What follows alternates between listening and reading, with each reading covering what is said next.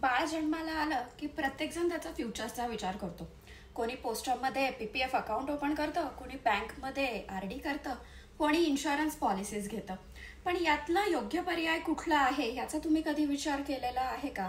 जर एज्युकेशन फील्डमध्ये महागाई चालू आहे 10% आणि तुम्ही जे इन्स्ट्रुमेंट चूज करता आहे किंवा तुम्ही जे माध्यम चूज करता आहे गुंतवणुकीचं, त्यातनं जर लॉंग टर्ममध्ये तुम्हाला मिळणार आहे 7% रिटर्न, 8% रिटर्न, तर तुम्ही निगेटिव्ह कंपाऊंडिंग करतायत. येस, तुमचे जे काही व्हॅल्युएशन तुम्हाला मिळणार आहे ते पुरणारच नाही आहे मुलांच्या एज्युकेशनसाठी.